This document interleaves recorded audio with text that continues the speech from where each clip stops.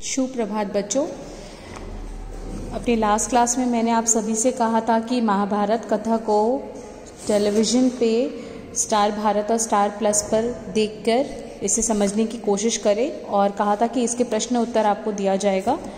तो मैं आपको प्रश्न उत्तर पढ़कर सुना रही हूँ। हमारा पहला प्रश्न है कि महाभारत की रचना किसने की। आप सभी को पता है कि महाभारत की रचना महर्षि पराशर की कृतिमान पुत्र वेद व्यास ने की। ठीक है। मानव जाति में महाभारत की कथा का प्रसार किस प्रकार हुआ। वेद व्यास जी ने महाभारत की कथा सबसे पहले अपने पुत्र शुक्रदेव को कंठस्थ कराई थी और बाद में अपने दूसरे शिष्यों को। मानव जाति में महाभारत की कथा का प्रसार महर्षि वैशंपायन द्वारा हुआ, जो व्यास जी के प्रमुख शिष्य थे। ठीक है। राजा पांडु को वन क्यों जाना पड़ा, वन में क्या क्या हुआ।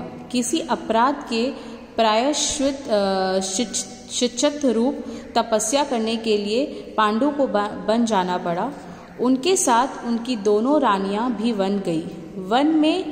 वन में ही कुंती और माद्री ने 5 पांडवों को जन्म दिया। वही पांडु की मृत्यु हो गई। ठीक है। 5 पांडवों का लालन पालन किसने किया। वे हस्तिनापुर वापस कब आए।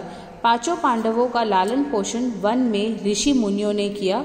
जब युधिष्ठिर 16 वर्ष के हुए तब हस्तिनापुर वापस आए। कौरव पांडवों से क्यों जलते थे। 5 पांडव बुद्धि से तेज और शरीर से बली थे। उनकी प्रखर बुद्धि और मधुर स्वभाव सबके मन को मोह लेता था। यह देखकर कौरव पांडवों से जलते थे। ठीक है। भीष्म ने कौरवों तथा पांडवों में संधि किस प्रकार कराई। दिनों दिन कौरवों और पांडवों में वैर भाव बढ़ता देखकर पितामह भीष्म ने दोनों को समझाकर उनके बीच संधि कराई। ठीक है। महाभारत के युद्ध का क्या कारण था। पांडव 12 वर्ष वनवास और 1 वर्ष अज्ञातवास में बिताकर जब वापस आए तो लालची दुर्योधन ने उन्हें राज्य वापस करने से इनकार कर दिया। पांडवों को अपना राज्य वापस लेने के लिए युद्ध करना पड़ा। महाभारत के युद्ध का यही कारण था। हमारा लास्ट प्रश्न है कि विजयी पांडवों ने कब तक राज संभाला और फिर कहाँ चले गए। विजयी पांडवों ने 36 वर्षों तक राज किया और फिर अपने पोते परीक्षित को राज सौंपकर द्रौपदी के साथ तपस्या करने हिमालय चले गए। ठीक है। आपको खाली समझा देती हूँ कि देखिए, महाभारत शांतनु की वंश तालिका बनाए। ठीक है।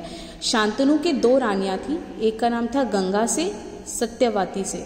गंगा से देवव्रत और सत्यवती से चित्रांगद विचित्रवीर।